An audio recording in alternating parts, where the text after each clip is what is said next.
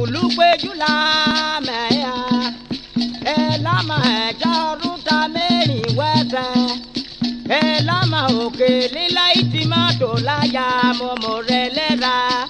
Ulupeju ne ma meya, ohun ma meya. Ulupeju-la meya o. Ohun la meya, Ulupeju-la meya.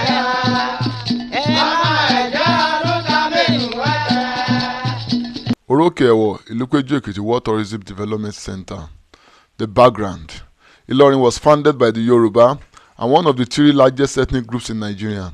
In 1450, it became a provincial military headquarters of the ancient Oyo Empire and later became a northern Nigerian protectorate when Sheikh Halimi, an itinerant Islamic and teacher, took control of the city through the spread of Islam. Oyo's commander at Ilorin, Kakanfo, Field Marshal Afonja, led a rebellion in 1817 that destroyed the unity of the empire. He was aided by the Malam Alimi, a Fulani from Sokoto, by Fulani warriors and slaves, and by Hausa slaves. Afonja was increasingly dominated by the Muslim Fulani, and upon his assassination, Alimi's son, Abdul Salam, became Emir of Ilorin and pledged allegiance 1829 to the Sokoto Caliphate.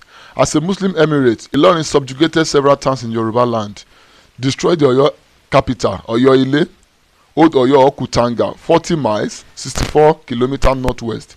In 1837, Abdul Salam conducted a jihad toward the sea and was only stopped by the Ibadan victory over his cavalry men at Oshogbo in 1840. The battle at Oroke Ewo. The battle at Oroke Ewo was between the jihadists led by Usman Dan Fodio under the leadership of Alimi. The primary objective was to raid Egusi, currently Ilupeju-Ekiti, and other nearby villages, killed the Oloja, and installed a Muslim faithful, probably as an emir, to rule the villages. The people of Egusi and allies made several Ifa consultations in order to know how to checkmate the threat of Alimi and his vicious warriors. They offered several sacrifices to the deities so as to be victorious and ward off the enemies as it used to be in those days. It will be recalled that similar threats led the people of Urometa in Ilupeju-Ekiti to make a hole leading to Oye, Ayede, in where we know today as Ugbo-Oruwo Cave. True to expectation, Ali and his combatants arrived to achieve their objectives, but unknown to them that the people have strategized and done the needful. Through direction, the people invoked the Oroke, a group that uninitiated person must see face to face. The first victory for the people was the turning of some Ali aides to trees. Immediately Ali saw the situation. He hurriedly and furiously alighted from his donkey. The donkey was also turned to a tree by the Oroke. This action infuriated and enraged Ali. The worst was that they were only hearing voices and footsteps but couldn't see anyone. In that situation, he had no option but to open his powerful calabash for consultation. Unfortunately for him, the calabash fell down, split into three. It also turned to a rock. Top of the calabash, the items inside, and the bottom part of the same calabash, all within the battle arena. Realizing the danger involved, and as an experienced warrior, he had a formidable drum that when beaten, the sound echoed far and near, and any person that heard the sound would die instantly.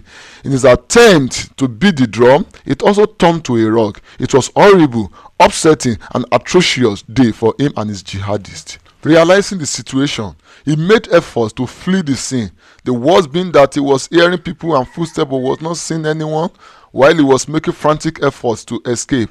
And the people, realizing that he was already captured because all his power was already destroyed, those powerful elders within the Oroke, watching closely under trees, appeared to him. According to history, realizing for the first time that there were human beings around infuriated him, but couldn't comprehend what to do any longer.